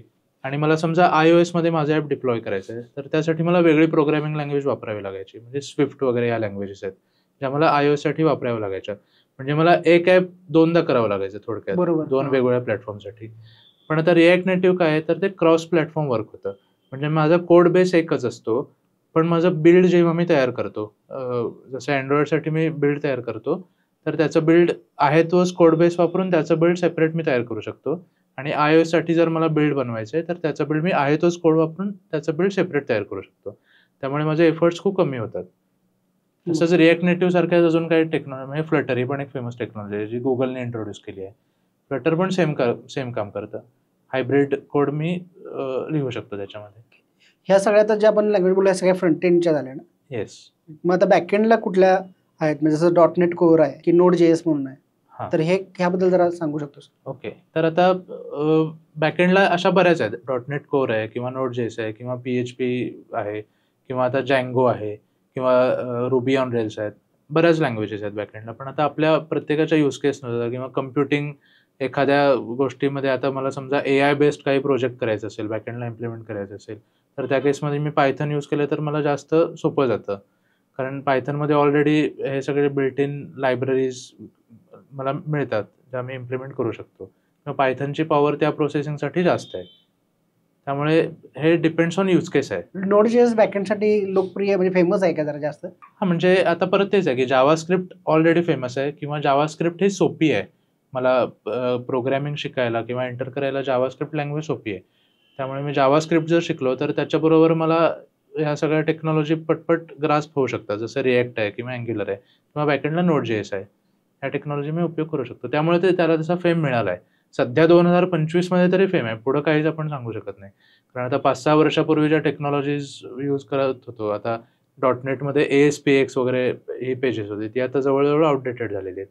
इव्हन आता PHPची सुद्धा हाईप तशी कमी आहे आता 2025 मध्ये. आता ते परत नव्याने समोर येईल, काय सांगता येत नाही आपल्याला काय होईल, पण ओके. सध्या हाईप कमी आहे. पण आपल्याला ट्रेंडनुसार अपडेट राहणं महत्वाचं आहे. येस. जसं तू पहिल्यांदाच सांगितलेलंस की तुमचं जर लॉजिकच जर व्यवस्थित असेल आणि बरोबर. ते जर तुम्ही शिकला असाल तर तुम्ही इझिली प्रोग्रामिंग लँग्वेज बरोबर. स्विच करू आता शकता. तू त्यामध्ये- पहिल्यांदा कोणती लँग्वेज शिकलास? पहिल्यांदा मी जेव्हा कॉलेजचे प्रोजेक्ट करायचो तेव्हा मी ASP.NET मध्ये करायचो. त्याच्यामध्ये पूर्ण फ्रंट एंड, आता मी रिॲक्टमध्ये जसं फ्रंट एंड सेपरेट लिहू शकतो तसं त्याच्यामध्ये पॉसिबल नव्हतं. त्याच्यामध्ये मला त्याचा जो फ्रंट एंड आहे तो ॲक्च्युअल रेंडर व्हायचा बॅक एंड साईडला. म्हणजे माझा HTML कोड बॅक एंड साईडला रेंडर होऊन तो फ्रंट एंडला फेकला जायचा आणि मग तिथं मला ते आउटपुट दिसायचं. त्यामुळे त्याच्यामध्ये लेटन्सी वगैरे खूप होती. त्याला सर्व्हर साईड रेंडरिंग असं म्हणत होते. त्याच्यामध्ये ASPX वगैरे अशा एक्सटेन्शनची पेजेस होती. तर मी तिथनं सुरुवात केली. मग त्यानंतर .NETमध्येच मी अजून थोडं प्रोग्रेस करत गेलो. मग मी .NETचं MVC म्हणून एक फ्रेमवर्क होतं. त्याच्यामध्ये मी आता इथं एक मोठी शिक्षण संस्था आहे. तर त्यांचं मी प्रोजेक्ट ती टेक्नॉलॉजी वापरून यूज केलं होतं. ज्यांच्या आता बऱ्याच एक 50-60 शाळा आहेत. त्यांचं जे इंटरनल ऑफिशियल सॉफ्टवेअर आहे ते मी त्याच्यामध्ये यूज केलं होतं. मग आता असं करत आता 2016-17 नंतर मी अजून थोडं मॉडर्न टेक्नॉलॉजीकडं जास्त जायला लागलो.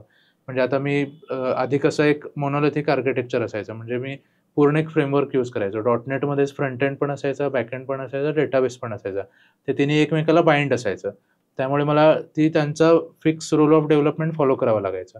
पण आता मी काय करतो, आता मी पूर्ण डेव्हलपमेंट सेपरेट करतो. म्हणजे फ्रंट एंड डेव्हलपमेंट एका वेगळ्या टेक्नॉलॉजीमध्ये करतो. त्यामुळे समजा आता दुसरा डेव्हलपर माझ्याबरोबर काम करत असेल, तर तो डेव्हलपर फक्त फ्रंट एंडमध्ये काम करू शकतो. मी पूर्ण बॅक एंडमध्ये माझं वेगळं ॲप्लिकेशन तयार करू शकतो. डेटाबेसचा डेव्हलपर पूर्ण डेटाबेस सेपरेट डेव्हलप करू शकतो आणि हे तिन्ही कनेक्ट करण्याच्या फक्त पद्धती आहेत. त्या पद्धती वापरून मी कनेक्ट करू शकतो. पण याच्यामुळे माझी डेव्हलपमेंट अजून फास्ट होते. हे जर मी एखाद्या अख्ख्या फ्रेमवर्क थ्रू डेव्हलपमेंट करायला गेलो, तर तिथं थोडंसं सेपरेशन ऑफ वर्क होत नाही किंवा थोडं अवघड जातं. तर आता मी मोस्टली मर्ज स्टॅकवर काम करतो. म्हणजे रिॲक्ट, नोड.js, MongoDB जे म्हटलं, म्हणजे जावास्क्रिप्टचा जो स्टॅक आहे, किंवा काही यूज केसमध्ये मी फ्रंट एंडला रिॲक्ट वापरतो, बॅक एंडला .NET कोरमध्ये API तयार करतो. डेटाबेसला MySQL किंवा SQL सर्व्हर किंवा MongoDB, हे डिपेंड्स ऑन यूज केस. हे तिन्ही मी यूज करतो.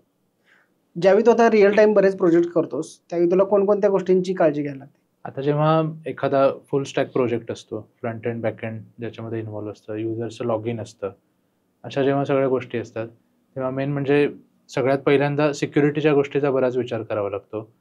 म्हणजे आता एखादा इनपुट फॉर्म असेल, तर तिथं सॅनिटायझेशन म्हणून कन्सेप्ट असते. म्हणजे मी फ्रंट एंडमधनं आता माझ्या नावाच्या जागी मी नावच टाकतोय ना, का काय आकडे टाकतोय 1 2 3 4, तसं केलं तर तो युजर ती रिक्वेस्ट इथं ब्लॉक करायला पाहिजे. हे इनपुट फील्ड्समधले असे काही सॅनिटायझेशन्स असतात, याची काळजी घ्यावी लागते. त्यानंतर पासवर्ड वगैरे असेल तर तो एन्क्रिप्ट करावा लागतो.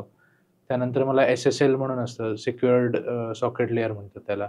म्हणजे डेटा जेव्हा माझा front end to back end travel करत असतो, तेव्हा तो कुठं स्टील होऊ नये मध्ये, ह्या गोष्टींची काळजी घ्यावी लागते. त्यानंतर आता एक रिसेंटलीच एक यूज केस सांगायची, तर आता काही प्रोजेक्टमध्ये पेमेंट गेटवे वगैरे इन्व्हॉल्व असतो. तर आता समजा मी काहीतरी एखादी गोष्ट प्रोसेस केली, फॉर्म भरला आणि पैसे पे करण्यासाठी एखाद्या बटनवर मी क्लिक केलं आणि माझी पेमेंट गेटवेची प्रोसेस इनिशिएट झाली आणि मी आता UPIने कोड स्कॅन केला, UPI पिन टाकला आणि मी इथं पेमेंट करतोय, पण सेम टाईम समजा लाईट गेले, तर माझा ॲक्च्युअल जो UI आहे तो डिस्कनेक्ट झाला इंटरनेटपासून, पण माझे इथे पैसे कट झालेत. मग त्या केसमध्ये मला बॅकग्राऊंडला ती सगळी प्रोसेस हँडल करावी लागते, की कारण मला आता जर हे सगळं स्मूथली झालं असतं, तर मला पेमेंट झाल्या तिथंच युजरला बॅकएंडमधनं मेसेज आला असता, तुमचं पेमेंट सक्सेसफुली झालंय, तुम्ही या गोष्टीला एनरोल झालाय. हे मला स्मूथली आलं असतं. पण आता इथं इंटरनेट कट झाल्यामुळे माझा ब्रेक झाला फ्लो. मग त्या केसमध्ये मला बॅकग्राऊंडला हे सगळं मॅनेज करावं लागतं, की पेमेंट कॅप्चर झालंय का, हे आधी मला चेक करावं लागतं पेमेंट गेटवे थ्रू. कॅप्चर झालं असेल तर तो इव्हेंट त्या पर्टिक्युलर युजरच्या अगेन्स्ट डेटाबेसमध्ये स्टोअर करावा लागतो आणि मग त्याचा जो पर्टिक्युलर कोर्स असेल किंवा प्रोडक्ट असेल, ते त्याचं सक्सेसफुली झालंय का, तो स्टेटस मला स्टोअर करावा लागतो. मग त्या रिगार्डिंग मला मेल पण पाठवावा लागतो. म्हणजे मेल पाठवला तर युजरला कळतं की ठीक आहे, माझं इंटरनेट जरी डिस्कनेक्ट झालं असेल, तरी माझी सगळी बाकीची प्रोसेस झाली आहे. पैसे कट झालं तरी माझा काही लॉस झाला नाहीये. नाहीतर अशा केसमध्ये युजर पॅनिक होऊ शकतो. परत एखादं ट्रान्झॅक्शन इनिशिएट करू शकतो किंवा त्याचे पैसे, शेवटी पैशाचा विषय असतो. त्यामुळं ही गोष्ट, अशा काही गोष्टी खूप मॅनेज कराव्या लागतात. किंवा आता मी जेव्हा डेटाबेस कॉन्फिगर करतो, तेव्हा तुम्हाला डेटाबेस पण खूप सिक्युअरली ठेवावा लागतो. म्हणजे त्याला आयडी पासवर्ड सेट करावा लागतो किंवा तुम्हाला डेटाबेस पब्लिकली कुठं ओपन करून चालत नाही. आता अशीच एक यूज केस झाली होती, जेव्हा माझी ॲक्च्युअल डेव्हलपमेंटची सुरुवात होती, सुरुवातीच्या काळात. तेव्हा मी चुकून डेटाबेसला आयडी पासवर्ड सेट केला नव्हता आणि तो डेटाबेसचा पोर्ट पण मी पब्लिकली ओपन करून ठेवला होता आणि मी सगळं रात्री डिप्लॉयमेंट करून ठेवली, पण ते टेस्टिंग सर्व्हरवर होती आणि मी सकाळी उठून बघितलं तर तो डेटाबेस हॅक झाला होता. त्याच्यामध्ये एक मेसेज आला होता, की your database has been locked आणि तुम्ही हा नीट सिक्युअर ठेवलेला नाहीये. त्यामुळे तुम्हाला जर परत सगळे फील्ड्स पाहिजे असेल तर एवढे डॉलर्स पैसे भरा मला. पण आता ते त्यावेळी जस्ट सुरुवात होती आणि ते टेस्टिंग सर्व्हरवर झालं होतं. त्यामुळे मला ते कळलं, की असा पण इश्यू येऊ शकतो. मग त्यामुळे ह्याचे पण सिक्युरिटी मेजर्स असतात, ते मॅनेज करावे लागतात. अशा गोष्टींचा रिअल टाईममध्ये विचार करावा लागतो. बऱ्याच गोष्टींवरती विचार करायला लागतोय. आता एक सगळ्यात ट्रेंडिंग म्हणजे AI. बऱ्याच ठिकाणी असं म्हणतात की AI आल्यामुळे आता बरेच IT सेक्टरमधले जॉब जातील, किंवा आता आमच्या फील्डमध्ये जर बोलायचं झालं तर बऱ्याच गोष्टी अशा झाल्या तर AI मुळे आमच्या खूप सोप्या झाल्या, जसं की कॉन्टेंट रायटिंग असेल परत काय आता इमेजेस क्रिएट करता येतात. Over the period of time अजून ते डेव्हलप होईल. मग तसं एआयचा तुझ्यामध्ये तुझ्या फील्डमध्ये IT फील्डसाठी काही धोका आहे का? किंवा ओके. त्याचा वापर करून आणि एनहान्स कसं करू शकते प्रोग्रामिंग? आपण एआयचा धोका जर म्हटलं IT फील्डमध्ये, किंवा आपण आता बऱ्याच जणांना भीती असते की जॉब जातील, तर जॉब नक्कीच जातील, पण कोणाचे जातील? आता समजा एखादा 1-2 वर्षापूर्वीपर्यंत एखादा म्हणत असेल की मी फ्रंट एंडमध्ये खूप मास्टर आहे, मला फ्रंट एंड डेव्हलपमेंट होते, किंवा मी एखाद्या कंपनीत फ्रंट एंड माझ्याशिवाय चालतच नाही, तर त्याचा रोल आता डेफिनेटली कमी होईल. कारण किंवा तसं एक दोघात मिळून 1-2 डेव्हलपर असतील जे फक्त फ्रंट एंडवर काम करत असेल, तर त्याच्या जागी एकच डेव्हलपर लागेल.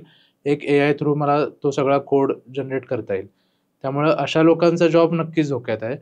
मग अशा लोकांनी काय करायला पाहिजे, तर त्यांनी टेक्निकली अपग्रेड व्हायला पाहिजे. म्हणजे एखादा जर फ्रंट एंड डेव्हलपर असेल, तर त्यांनी फुल स्टॅक डेव्हलपमेंट शिकायला पाहिजे. त्याने डिप्लॉयमेंट शिकायला पाहिजे. त्याने डेव्हऑप्स शिकायला पाहिजे. त्याने बाकी या AWS किंवा Azure याच्या सर्व्हिसेस शिकायला पाहिजेत. एवढ्या सगळ्या जर तो शिकला, तर तो नक्कीच अजूनही स्किल्ड एम्प्लॉयी किंवा रिक्वायर्ड एम्प्लॉयी आहे कंपनीसाठी. पण एखादा म्हणत असेल की मला फक्त फ्रंट एंड येतं, मला फक्त बॅक एंड येतं, एवढ्यावरच, किंवा मला एखादीच टेक्नॉलॉजी येते, तर त्याचा जॉब नक्कीच एआय खाऊ शकतं. तू कोडिंग करत असताना एआयचा वापर करतोस का? हां, मी आता एआयचा वापर म्हणजे आता कोड जनरेशन हा जो पार्ट आहे, आता आधी मी एक 2-3 वर्षापूर्वीपर्यंत मला एखादी साध्या-साध्या फंक्शनॅलिटी, आता ह्याच्यामध्ये सुद्धा फ्रंट एंड डेव्हलपमेंटचा पार्ट खूप त्रासदायक असतो. म्हणजे त्याच्यामध्ये मेन असतं स्टायलिंग, आणि क्लायंटला तेच मेनली दिसत असतं. पण ते करायला खूप कष्ट असतात. CSS वगैरे हा जो पार्ट आहे, तिथं मला आधी खूप कोड लिहावा लागायचा, किंवा मला खूप R&D करावं लागायचं. म्हणजे आता साधं एका बटनवर क्लिक करून पॉपअप जनरेट करणे, ह्या गोष्टीला सुद्धा खूप कोडिंग करावं लागत होतं. खूप एफर्ट्स द्यावे लागत होते. कारण फ्रंट एंडला मेन ते आधी दिसत असतं. सगळ्यात पहिल्यांदा क्लायंटला तोच पार्ट दिसतो. त्यामुळे तो सुपिरियर पाहिजे, क्लायंटचे एक्स्पेक्टेशन असणं काही चुकीचं नाहीये, पण त्याला डेव्हलपमेंटला खूप एफर्ट्स जातात. मग आता ह्या ज्या गोष्टी आहेत, ह्या एआयने सोप्या झाल्या आहेत. आता मी माझी यूज केस दिली एआयला की मला असं-असं UI पाहिजे, थोडंसं स्टायलिंग कसं पाहिजे, तर मला रेडीमेड CSSचा कोड मिळतो. किंवा आता CSSमध्ये पण प्रकार आहेत. बूटस्ट्रॅप किंवा टेलविंड CSS असे प्रकार आहेत. तर त्याचे जे क्लासेस असतात, किंवा त्याचे जे युटिलिटी क्लासेस, बूटस्ट्रॅपमध्ये आपण युटिलिटी क्लासेस म्हणतो. तर हे क्लासेस आधी खूप लक्षात ठेवावे लागायचे लिहिताना. पण आता हे लक्षात ठेवायच्या ऐवजी जर मी एआयला म्हटलं की मला ह्या बटनचा कलर असा पाहिजे, याची स्टायलिंग अशी पाहिजे, तर ते मला त्याचे क्लासेस रेडीमेड अवेलेबल करून देतं. मला ते लक्षात ठेवायचा तेवढा माझा एफर्ट्स कमी होतात. त्यामुळं ह्या केसमध्ये मला नक्कीच एआयचा उपयोग होतो. पण जेव्हा मी एखादी फुल स्टॅक डेव्हलपमेंट करतो, किंवा जेव्हा मी बिझनेस रिक्वायरमेंट किंवा एखादी यूज केस मी सॉल्व्ह करत असतो, तेव्हा आता माझा जास्त फोकस मी ह्याच्यावर करू शकतो की माझं डिझाइन आर्किटेक्चर कसं असेल, सिस्टम डिझाइन मी किती एफिशियंट आणि चांगलं करू शकतो. ह्याच्यावर मला जास्त फोकस करणं आता सोपं होतं, आणि कोडिंग हा पार्ट आता सेकंडरी झालाय. कोड मिळवणं किंवा कोड लिहिणं हा पार्ट आता सेकंडरी झाला. आता बऱ्यापैकी कोडचं काम कॉपी पेस्टने होऊ शकतं. त्यामुळे माझा भर मी जास्त सिस्टम किती एफिशियंट होऊ शकते, सिस्टम डिझाइन किती चांगलं होऊ शकतं, ह्याच्यावर माझा बऱ्यापैकी फोकस जातो आता. म्हणजे अगेन तू जसं आधी म्हणालास की तुमचं लॉजिक डेव्हलपमेंट असेल, बरोबर. त्यावरतीच तुमचा जास्त फोकस असणार. आफ्टर ऑल फाउंडेशन हे 100% महत्त्वाचं आहे. कारण जरी मला एआय वापरायचं असेल, तरी तो मला नक्की कोड कसा मिळवायचा आहे, तो कोड मला कसा टाकायचा आहे, किंवा तो कोड माझा आलेला एआय सुद्धा काय पूर्ण 100% ॲक्युरेट असं नाही. एआयच्या कोडमध्ये पण बग्स असू शकतात. मग त्या बग्स मला रिझॉल्व्ह करायला माझं अगेन कोडिंग नॉलेज मला पाहिजे, चांगलं कोडिंग नॉलेज पाहिजे. आता एक रिपॉझिटरी पॅटर्न म्हणून प्रकार असतो.